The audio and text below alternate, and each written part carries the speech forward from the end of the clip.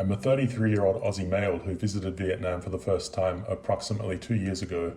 A complete naive newbie would be the best way to describe me back then, as it was my first Southeast Asian experience. I had a few short business transactions with some of Saigon's sexiest bar girls and quickly became infatuated with Vietnamese women. 2 weeks later, I found myself in a disco bar in the city of Da Nang. It was here that I met Thuy. She was the most beautiful girl I had ever seen, and her smile melted me straight away. She spoke very little English, but seemed keen to know all about me, using friends as translators as we asked each other questions. At the end of that night, on my way home, Tin, my employed tour guide for several days, who had been at the bar with me, made a huge point of letting me know that Thuy had told him, "He is a really nice man, I hope to see him again." Inspired by this news, we again visited the same bar the next night. Thuy worked in the bar as a hostess and a dancer. When she danced, clothes on, most of the men in the bar had their chins on the floor, me included. When not dancing, she moved from table to table around the bar, joking with the mostly Vietnamese male clientele and encouraging them and helping them to consume the overpriced drinks in as rapid as fashion as possible. I was quite chuffed that she spent most of her time around my table that night. As the evening came to a close, one of the Vietnamese patrons advised me that I should choose a girl to go back with me to the hotel for $50 US. I quickly pointed out Thuy, but was immediately told, "Sorry, not that one. Thuy is a good girl. Never go hotel." He pushed me to choose again, but my infatuation with Thuy was growing and I declined his offer. Later that night, I witnessed the beautiful Thuy being picked up by her parents on the family motorbike. On the way back to my hotel, Tin was very excited, claiming that we were meeting Thuy at her request for coffee the next day and that she really liked me. The next day we met for coffee and enjoyed a nice afternoon learning about each other with help from Tin.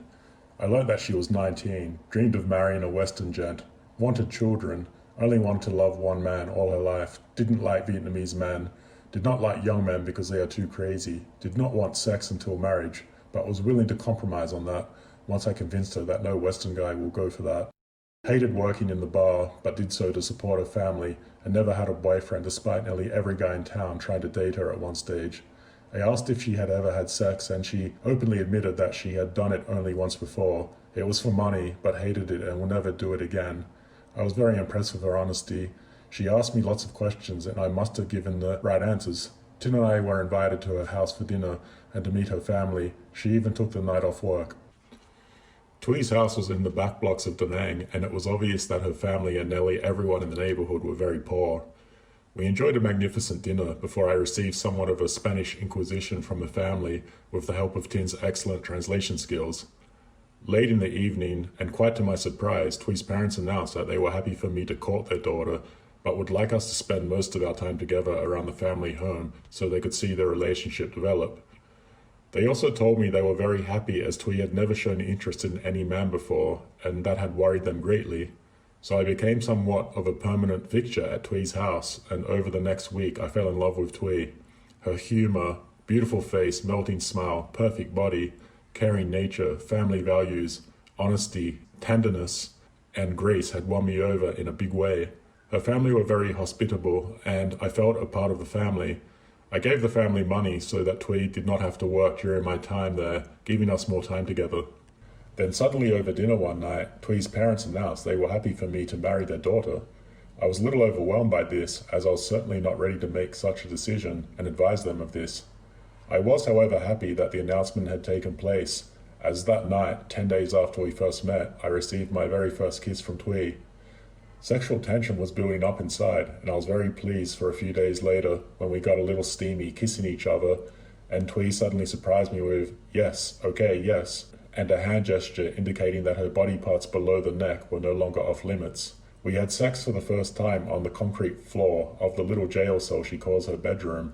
She was very shy, hiding her body under a blanket as we did the deed. I died and went to heaven, awoke the next day and announced to the family that I would marry Thuy. I felt like the luckiest guy alive. I spent the next 4 weeks around the family home meeting the extended family and friends, teaching Thuy English, and enjoying sex no less than 4 times a day. One taste and Thuy could not get enough of it. The shyness disappeared quickly. Most nights Thuy's father would refuse to take me to my hotel, and I would spend the night with Thuy, despite a homestay being illegal for foreigners visiting Vietnam. Her father had a policeman friend who warned us when they might come knocking on the door. on which nights I would stay in the hotel alone. Unfortunately, it came time for me to return to Australia for work. I left money so Twee did not have to work in the bar, could go to English school and get a passport during the 4 months until I could return. After a very teary goodbye, I returned home and we spoke on the phone every few days. I was impressed how quickly she was learning English.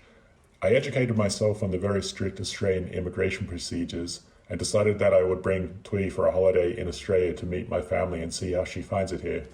As promised, I returned to Da Nang after 4 months. It took most of the next month to obtain the many various documents required for Twee's Australian holiday visa application. I discovered that none of the various government departments in Vietnam could produce the documents we required in a sufficient time frame. I was most pleased with Twee's father, who moved heaven and earth to obtain the documents we needed. This involved bribing half of the town to eventually be introduced to people who could obtain the documents quickly, and then bribing those people to get the documents quickly. It was quite an expensive exercise, but we eventually got all the documents required and the visa approved. Twee came to Australia for a 1-month holiday. She loved it. My family grew to love her and she fitted in very well with my group of friends. We agreed to a course of action for the future. We would start applying for the spouse visa ASAP, and once it was through, my family would travel to Vietnam for the wedding ceremony. Twee would then come to live in Australia and we would visit Vietnam at least once every year. Twee explained that I would have to pay for the wedding and give a cash gift to the family, as this was Vietnamese custom. She advised me that approximately 5,000 Australian dollars would cover all my marriage costs. I had expected such terms and agreed to this amount. It was so much cheaper than an Australian wedding, and I figured it was a small price to pay for a lifetime of love and happiness. This time it took several months to get the visa application together. Again, we had to bribe half of Da Nang to get the various documents and official stamps we required. I was amazed at how difficult coming to Australia is. It would appear you are guilty of everything until you prove yourself innocent when dealing with Australian immigration. I had to fund 2 trips to Ho Chi Minh City for Twee so she could do interviews and medical examinations. The costs really added up, and I hazard to guess it cost me around 4,000 Australian dollars all up for the visa in the end. Twee was growing impatient for the wedding to go ahead, claiming her and her family were constantly defending our relationship to the neighbourhood and extended family who did not believe we would in fact get married. I too was fed up waiting for the visa, so we set a date for our wedding in Vietnam. I sent over 5,000 Australian dollars we had agreed to and booked my flights for my family. Twee had never actually asked me for money during all our time together. Then a week before I was to fly to Vietnam, she phoned very distressed, claiming she had just been robbed when leaving the bank and had lost 2,000 Australian dollars of the wedding money. She was very upset, claiming there was not enough money left to pay for the wedding. I couldn't stand hearing her upset. I believed her story and agreed to replace the lost money. My family and I arrived in Da Nang several days before the wedding. To my surprise, Twee's house had a complete renovation and an extension and was now one of the nicest homes in the neighbourhood. Twee explained that the family had spent the gift portion of the wedding money on home improvements as they were shy to have my family in their previous dwelling. My family were very impressed with the hospitality provided by Twee's family. A fun time was had by all. 2 days before the wedding, Twee and I went to buy the traditional wedding jewelry. It was a lot more expensive than I thought it would be, $500, and to my surprise, my parents were expected to pay for this. I kept this secret from my family and coughed up the money, a little annoyed at the additional expenses, but convincing myself all be worth it in the end. We had to deliver the wedding invites. I could not believe that they leave this so late in Vietnam. The wedding day arrived and went without a hitch until after the wedding ceremony and reception. Twee discovered that someone had stolen the money she put aside for the photographer, whom basically was a one-stop wedding shop providing the dresses, makeup, hair, elaborate signs, photos, video, etc. She was the most upset, and I begrudgingly agreed to again replace the lost money, $700. I was keen for nothing to spoil our day so quickly, put it out of my mind. After the wedding ceremony and a huge reception, I returned to Twee's house with her family. My family went to the hotel to rest. Upon arrival at Twee's house, the immediate family members all piled into Twee's bedroom and frantically opened all our wedding presents, which were mostly cash in envelopes. Upon counting the money, the mood of Twee's family and Twee changed for the worst. They were all very upset at the lack of money given. I tried at the time to convince them it was not important, but later realized that Twee's family were keeping the money, and the lack of it was a very big deal to them. Nothing was spoiling my day, so I just accepted this and thought to myself, what do I care? They are happy and I am now married to the girl of my dreams. A few more days were spent with Twee's family before we departed on a joint honeymoon, family holiday in northern Vietnam. A great time was had by all, and after another teary goodbye, I returned to Australia, desperate to get Twee's visa approved as quickly as possible. The following months were the happiest of my life. Twee adapted to life in Australia very well, even liking Western food. My family laughed and enjoyed life more than we ever had before. My friends all grew to love Twee very much. Twee even became obsessed with my porn collection, and we watched them together often. She seemed intent on learning everything she could from the porno queens and replicating it in our sex life. She wanted to try everything, and we did. Life was grand. The gods had favored me and blessed me with a perfect wife. We never argued, and life together was full of laughter. We began planning an Australian wedding ceremony and discussed having children. Since we had met, I had been sending $150 each month to Twee's family, as I knew they would be struggling without Twee's income. They had never asked for it, but I sent it anyway because I wanted to help my new in-laws, and I could afford it. Twee had been in Australia for almost 3 months. Money had become a little tight, and I needed to be careful with my expenditure for the next few months. I still sent the $150 to Twee's family. Then one day Twee asked if I could send more to her family. Grandmother now needed an operation, or she would die, and the family needed $2,000 right away. This I could not afford, and explained this to Twee. She took the news well and said I had helped her family enough that year, and that her family would understand, and I was not to feel bad about it. I heard nothing of it again. There is a large Vietnamese community here in Melbourne, and Twee made many friends with Vietnamese Australians of all ages. Most of them she met over the internet after introductions from mutual friends in Vietnam. She loved the internet and would often be online chatting with friends long after I had gone to bed. I didn't mind because she always woke me up for sex when she came to bed. The friends she made mostly seemed like good people, but I had a feeling a few of the male ones did not like me for whatever reason. I put it down to jealousy. I particularly did not like one guy who often turned up out of the blue at my house and always seemed to want to take Twee out somewhere without me and leave me home. Sometimes I tagged along just to piss him off. Overall, I was happy that Twee was making friends here in Australia, as it could only help her feel at home and happy. Then exactly 3 months after arriving in Australia, T disappeared without a word. No goodbye, no indication at all she wasn't happy, no note, no explanation, no contact details, nothing. Bags gone, passport gone, mobile phone on bed, wife gone. I got her mobile phone records and rang the numbers trying to find out anything. Of course, nobody knew where Twee was or why she had left. I contacted Twee's family in Vietnam to let them know what had happened. They seemed unconcerned at her disappearance and said she would call me soon. I was certain they knew what was going on. I contacted Twee's friends in Vietnam. Some of them seemed concerned, and some didn't, but all claimed to have no idea where Twee was or why she had left, except for one. He started by telling me, "Twee very bad. Twee never love Andrew. Twee forever lie Andrew. Twee mafia girl. Twee obey. Twee friends very bad. Andrew, forget Twee. Twee no good. Andrew, careful Twee's friends." I could not believe what he was saying. He then told me that Twee had been doing strip shows on my webcam in my house for her other boyfriends. Sorrow, disbelief and anger engulfed me as I realized this was quite possible. I tried the numbers in her phone again, and to my surprise I discovered that one of her male Vietnamese Australian friends was a member of the local police force here in Melbourne. Twee had recently made many phone calls to this guy, which intrigued me somewhat. He told me the following: "Twee was not happy in her relationship with you, and that why she leave you. You shall believe that and forget about Twee. Get on with your life. She never coming back." How can I do that? Just forget. I love her. I want to see her. Where is she? I replied. The answer put a shiver down my spine. You must forget. You must think carefully and consider the safety of your family. It is best for you to forget about Twee. You might be very sorry if you do not forget. She not love you anymore. Forget Twee. Also, you not go back to Vietnam ever again because not safe for you there now. Do you understand what I say to you? I think so, I replied, feeling quite overwhelmed by the conversation.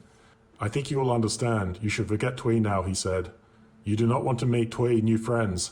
Now I tell you that you must delete my number from Twee's phone. If you do not do this, you will be sorry. Do you understand? I have not deleted the phone number, but I don't know if I will disclose it to the immigration police if they ever come asking about Twee. I think not. It is not worth the risk of endangering my family. I contacted Tin in Vietnam. He was very apologetic, as he basically told me the following: "I sorry, I must explain to you now. I not know Twee very long before I meet you. I think she is good girl, but now I know she very bad girl and her family very bad people. Twee family are big brother in her neighborhood, and her sister did marry mafia man. Everybody here is afraid of them. They very greedy and never share wealth with anybody. I'm very sorry Twee lied to you. She is family business and many rich men here be her lover. I see many men come and go from her bedroom. I sorry. One guy even like 50-year-old. I sorry. By now I was seething in rage and told him he was a total bastard for not telling me before now. He said, I sorry. Twee family give me money to keep all secret. They give money many people to keep all secret. I poor man. I need money. I sorry. You know she have mobile phone here, but she hide from you. I asked him if he knew where Twee would go. He replied, I don't know if true that Twee may have Viet Q, Vietnamese who lives in the West, boyfriends. They come here holiday and Twee be boyfriend to them. I think Twee have many friends in Australia and maybe have other guy waiting for her there. Now I help you so you know the truth. So now you send me $100 please and I found out everything for you. Fuck off was my quick reply. I have heard nothing from or about Twee since she disappeared 3 months ago. Her family and friends all ignore me or tell me to get lost when I inquire about her. Not one of her supposedly concerned friends here in Australia has inquired about her, despite supposedly not knowing where she is, and promising to call me if they heard from her or even just to let me know she is okay. Her visa has been cancelled and she is illegally in Australia now. I think she could have gone home. I assume that she is still here, selling her body to rich Viet Q men and making some big dollars for her family. I will probably never know for sure. For most of the past 3 months since Twee disappeared, I have been a complete mess. My heart was filled with anguish and rage. Thoughts of revenge frequented my mind. My will to be a good person to others is no longer constant. I lost faith in myself, love, goodwill, and the world. I felt overwhelming guilt at the pain I have brought my family. They all loved her so much and have struggled emotionally with her disappearance. I felt overwhelming embarrassment at allowing myself to be fooled in such a big way.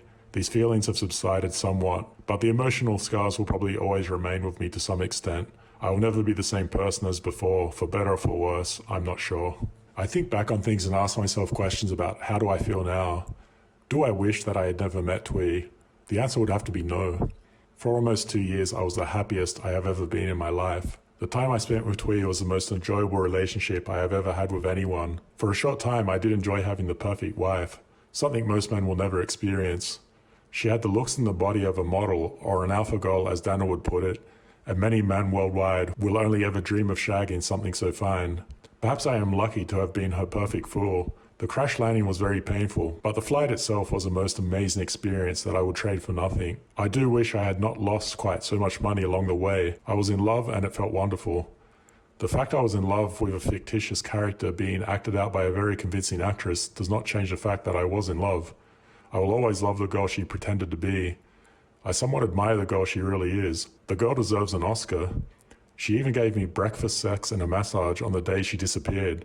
Perhaps she did love me and has been forced to leave me by her family or other influences. Perhaps what I believe about her now are lies told to help me forget and not want to chase after her. I doubt it very much. Too many things that fit suggest I was scammed from the start and she was a willing participant. Would I have done things differently given another chance? Of course I would. I have learnt a lot from the experience and from reading Stickman. There were signs I should have picked up along the way, but I chose not to. I will list a few here for anyone currently considering or actually in a relationship with a Vietnamese girl. Number 1, I'm just an average, not wealthy, not good looking guy. She is exceptionally beautiful and she could have anyone in the world she wanted, so why would she choose me to fall in love with? Number 2, nobody else in Twee's family seemed to work at all. I should have realized that Twee could not support the whole family on a good girl's income.